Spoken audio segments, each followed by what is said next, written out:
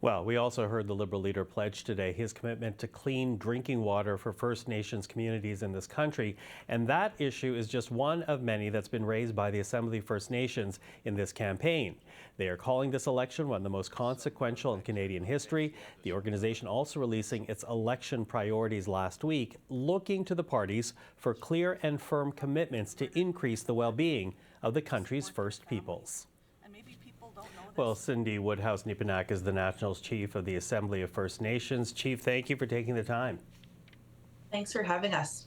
So listen, the AFN released its election priorities last week. You highlight economic reconciliation, children and families, fulfilling the calls to action from both the TRC and the Missing and Murdered Indigenous Women and Girls Commission, also community safety and security. You know, how have the parties responded to these priorities? I'm wondering if you've been encouraged or discouraged by the amount of attention your priorities are getting. Look, we've released it just a few days ago, and we had sent it to all the political leaders in this country, hoping and making sure, and we'll be sending another note today to make sure that all their candidates have a read at our document.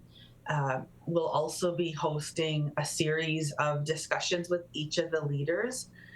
Elizabeth May had confirmed, and, the other leaders are confirming as we speak. And so they'll be able to have a chance to have one-on-one discussions with First Nations leadership this month. And so the AFN is organizing virtual sessions for that, so that First Nations chiefs and First Nations communities can speak directly to the leaders on their commitments towards First Nations and to including First Nations in this country.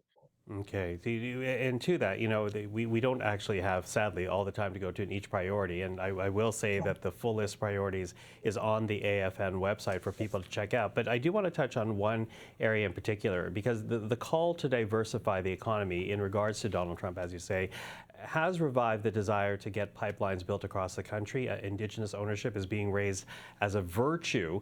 And you do talk about economic reconciliation in your priorities. Using that as an example, how would you advise the parties that are seeking to be government to proceed when talking about economic reconciliation and pipelines in particular? Well, look, nothing's going to be built without First Nations people at the table. And if you even have a thought of building something, you need to make sure that you have First Nations people from those territories at your table as you begin to discuss the path forward. First Nations can no longer be left behind. They can't be left out of the conversations. They can't be left out of the boardrooms. They need to be full participating partners, and I think that that's the success of Canada. Mm-hmm. Now, I also want to talk about the leaders themselves, because there have been questions around, for example, Mark Carney's father. He served as a principal of an Indian day school back in the 70s, spoke about good intentions in the past. Now, the Liberal leader, he was asked about his father on Saturday. Take a listen to what we heard from Mark Carney. Love my father, but I don't share those views, to be absolutely clear. It's a long, painful part of our history. I've learned personally, we've learned as a nation. We're in a process of the damage, of the fundamental damage of residential schools and day schools to those who attended them, those who were their descendants, if I can put it that way, the culture as well, and a very necessary, essential process of reconciliation, truth and reconciliation, has begun. At the core of my government, as it was the case at the core of the previous government, will be to advance that process of reconciliation. That's a fundamentally and deeply held personal commitment of mine. Cindy, what do you make of that response from Mark Carney? Look, I think whoever forms the next government, because I think both political parties right now are in the heat for, their people that they've been connected with in previous roles with residential school, they're going to have to make it right with First Nations. And, I know that we have a long way to go in this country. I myself went to day school. For the first time in history, my children will be the first to go to a regular school.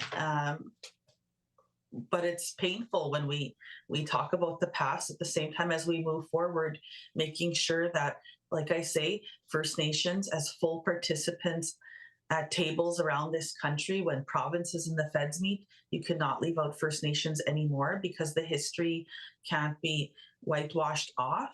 We have to tell the truth about the history of what happened in this country.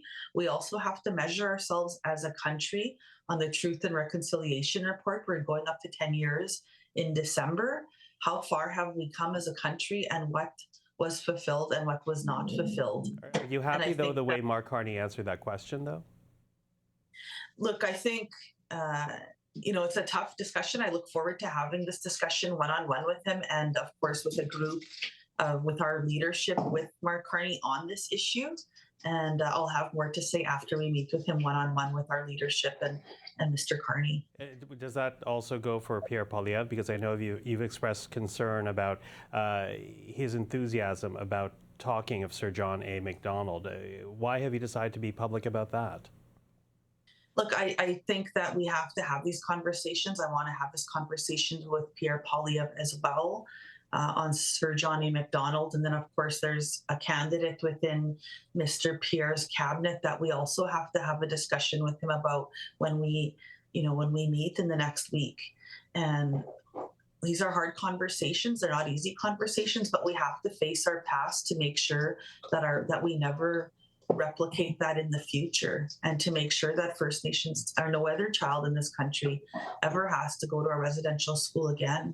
Mm-hmm. Is that why you're speaking out about Sir John A? Because, we have heard some conservatives call it a censoring of history, that we can't talk, it seems, about the positive contributions MacDonald made to this country, including pushing for Confederation.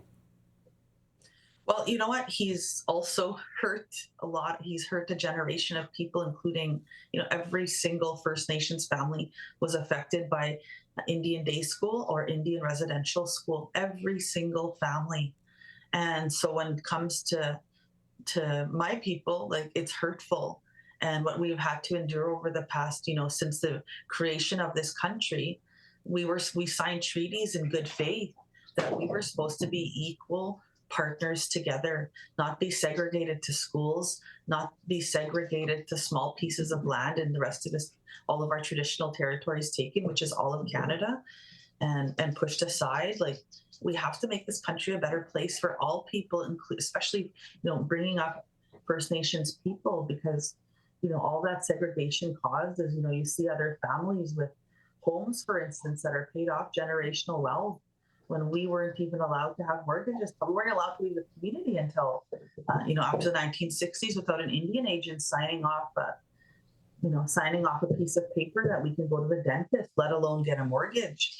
And, it's harmful what had happened in this country. Cindy Woodhouse, Nepinak, I appreciate the time. Thank you for this. Thank you.